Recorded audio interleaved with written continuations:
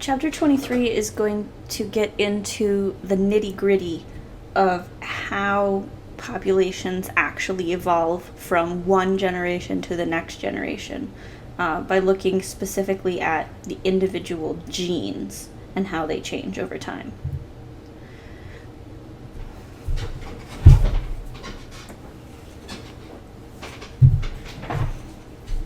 Okay, so the population of organisms, right? So the group of organisms that are all the same species, that live in the same area, that mate with each other, that is the unit that can evolve. Individuals do not evolve. What happens is natural selection acts on an individual, but that individual doesn't change.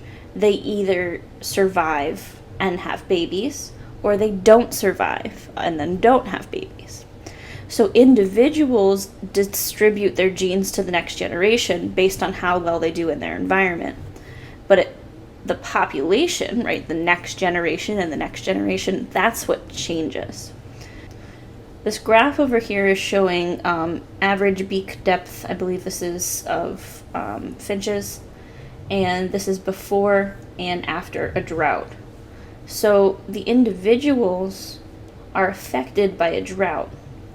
And what we happen to see is this change. The beak depth gets larger because maybe after the drought, they're having to eat seeds instead of bugs. And now they need these larger, deep beaks to be able to handle that. So it's not the individuals that are changing the beak length.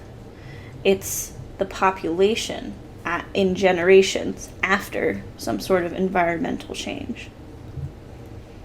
So this is called microevolution. What we've been discussing up until this point is typically considered macroevolution, which you can see on kind of a large scale. Microevolution is the same thing. It's the same mechanism. But now we're going to look at it from one generation to the next by looking at the individual genes. So if you remember back to Bio 1, right, an allele is a specific variation of a gene. And we have certain frequencies of alleles in a population. Maybe 50% of the population have the dominant, 50% have the recessive. And if we see changes in either of those alleles over time, that's going to lead to heritable changes in characteristics. There are typically 5 mechanisms that can cause this. Mutation, right? Random mistakes in alleles can change the frequencies. Genetic drift, this is kind of just random chance. This is much more common when the population is small. Gene flow, so that's kind of migration, immigration of genes from a different population into this population, or emigration, where individuals leave a population and go to a different one. Natural selection, and then non-random mating. So this would be kind of like sexual choice, choosing to mate with individuals because of certain characteristics and not just randomly picking whoever's closest. All right, so inside of a population, we have a gene pool. The gene pool is all of the alleles in that population. All right, so here are some snapdragons. We have 2 possible alleles here. CR for red, CW for white, right? Those are my 2 alleles. And we know that every individual is going to have 2 of those.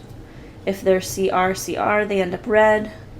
CW, CW, they end up white. This is a incompletely dominant gene, so if they are CR, CW, they end up pink. So this is a nice visual because we can see the phenotype be different for all of the different genotypes. So it makes it kind of nice for working with these equations.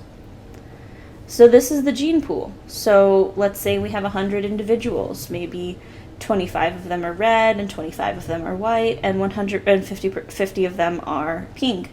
We could physically count up all of the CRs and all of the CWs and say 50% of the alleles in this population are CR, 50% of the alleles in this population are CW. A locus, so a locus is where this gene is on the chromosome, is called fixed if any allele, right? So if the entire population was CR, and the CR allele was at 100%, and the CW was at 0%, then this CR would be considered fixed because there's no chance of getting this CW back besides mutation.